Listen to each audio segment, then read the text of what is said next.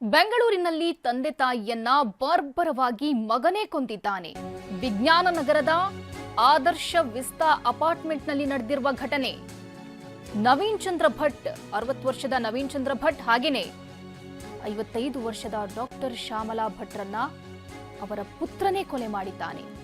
ಕೌಟುಂಬಿಕ ವಿಚಾರಕ್ಕೆ ಪುತ್ರ ರೋಹನ್ ಭಟ್ ಈ ಕೃತ್ಯ ನಡೆಸಿದ್ದಾನೆ. 33 ವರ್ಷದ ರೋಹನ್ ಭಟ್ನಿಂದ ತಂದೆ ತಾಯಿಯ ಕೊಲೆ ಮಾಡಲಾಗಿದೆ. HL ಪೊಲೀಸ್ ಠಾಣಾ ವ್ಯಾಪ್ತಿಯಲ್ಲಿ ನಡೆದಿರುವಂತಹ ಪ್ರಕರಣ ಇದು.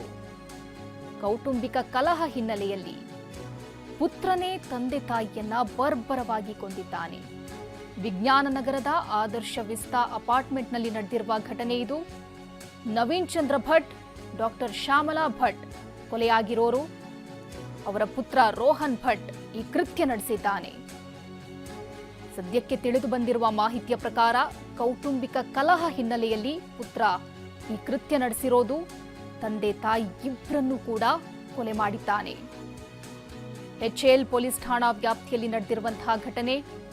ಸ್ಥಳಕ್ಕೆ ಪೊಲೀಸರು ಭೇಟಿ ನೀಡಿದ್ದಾರೆ, ಪರಿಶೀಲನೆ ನಡೆಸ್ತಾ ಇದ್ದಾರೆ. ಬೆಂಗಳೂರಿನಲ್ಲಿ ಪುತ್ರನೇ ಬರ್ಬರವಾಗಿ ತಂದೆ ಹಾಗೂ ತನ್ನ ತಾಯಿಯನ್ನ ಕೊಲೆ ಮಾಡಿದ್ದಾನೆ. 60 ವರ್ಷದ ನವೀನ್ ಚಂದ್ರ ಭಟ್, 55 ವರ್ಷದ ಡಾಕ್ಟರ್ ಶ್ಯಾಮಲಾ ಭಟ್ ಕೊಲೆಯಾಗಿರೋರು.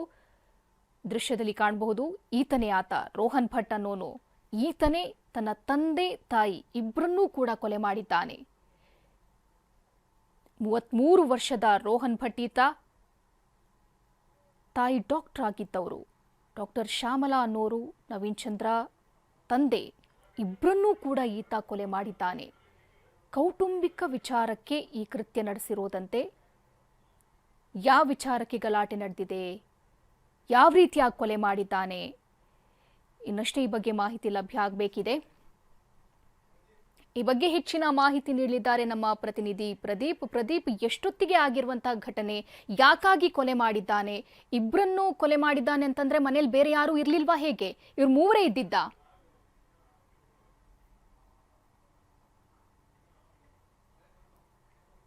ಪ್ರದೀಪ್, ನನ್ನ ಧ್ವನಿ ಕೇಳಿಸ್ತಿದ್ಯಾ?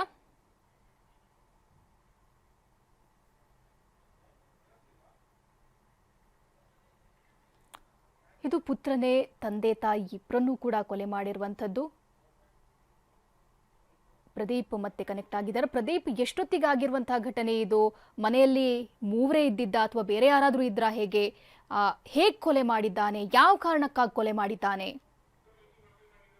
ಶುಭಶ್ರೀ, ಇವತ್ತು ಬೆಳಿಗ್ಗೆ 7:30ಕ್ಕೆ ಈ ಒಂದು ಘಟನೆ ಆಗಿರುವಂತದ್ದು. ಬೆಂಗಳೂರಿನ HL ಪೊಲೀಸ್ ಠಾಣಾ ವ್ಯಾಪ್ತಿಗೆ ಬರುವಂತಹ ವಿಜ್ಞಾನ ನಗರದ ಆದರ್ಶ ವಿಸ್ತಾ ಅಪಾರ್ಟ್ಮೆಂಟ್ ಅಂತ ಈ ಒಂದು ಅಪಾರ್ಟ್ಮೆಂಟ್ ನಲ್ಲಿ ಬೆಳಗ್ಗೆ 7:30ಕ್ಕೆ ಪುತ್ರನಾದಂತಹ ರೋಹನ್ ಭಟ್ ಎಂಬಾತ, ಅಂದ್ರೆ ಈತನಿಗೆ 33 ವರ್ಷ, ಈತ ಸಾಫ್ಟ್ವೇರ್ ಇಂಜಿನಿಯರ್ ಆಗಿ ಕೆಲಸ ಮಾಡ್ತಾ ಇರುವಂತದ್ದು. ಈತ ತನ್ನ ತಂದೆಯಾದಂತಹ ನವೀನ್ ಚಂದ್ರ ಭಟ್ 60 ವರ್ಷದವರು ಹಾಗೂ ಡಾಕ್ಟರ್ ಶ್ಯಾಮಲಾ ಭಟ್ ಸುಮಾರು 55 ವರ್ಷದವರು, ಇವರಿಬ್ಬರನ್ನು ಸಹ ಚಾಕುವಿನಿಂದ ಇರಿದು ಹತ್ಯೆಯನ್ನ ಮಾಡಿರುವಂತದ್ದು. ಅಂದ್ರೆ ಬೆಳಿಗ್ಗೆ ಕೌಟುಂಬಿಕ ಕಲಹ ಇದ್ಮೇಲೆ ಇಬ್ಬರಿಗೂ ಸಹ ಚಾಕುವನ್ನ ಇರಿದಿದ್ದಾನೆ.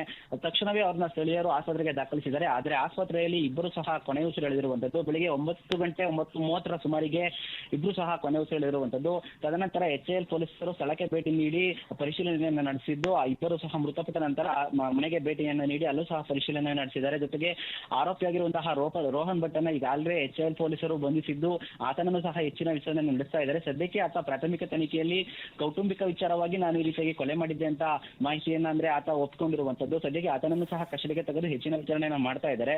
ಇನ್ನು ಈ ಇಬ್ಬರು ಮೃತದೇಹಗಳನ್ನು ಸಹ ಬೋರಿಂಗ್ ಆಸ್ಪತ್ರೆಗೆ ಮರಣೋತ್ತರ ಪರೀಕ್ಷೆಗೆ ಶಿಫ್ಟ್ ಮಾಡಿದ್ದಾರೆ. ಆದ್ರೆ ಅವರ ಒಬ್ಬ ಮಗಳು ಅಮೆರಿಕದಲ್ಲಿದ್ದು ಆಕೆ ನಾಳೆ ಬೆಳಿಗ್ಗೆ ಬರ್ತಾರೆ. ಅಂದ್ರೆ ಇವತ್ತು ರಾತ್ರಿ ಅಲ್ಲಿಂದ ಹೊರಟಿದ್ದು ನಾಳೆ ಬೆಳಿಗ್ಗೆ ಅವರು ಬೆಂಗಳೂರಿಗೆ ಬಂದ ನಂತರ ಮರಣೋತ್ತರ ಪರೀಕ್ಷೆ ಆಗಿರ್ಬೋದು ಅಥವಾ ಮುಂದಿನ ಪ್ರಕ್ರಿಯೆ ಏನಿದೆ ಅದೆಲ್ಲವನ್ನು ಸಹ ನಾಳೆ ಮುಂದುವರಿಸ್ತಾರೆ. ಶುಭಶ್ರೀ. ಥ್ಯಾಂಕ್ ಯು ಪ್ರದೀಪ್ ತಮ್ಮೆಲ್ಲ ಮಾಹಿತಿಗೆ.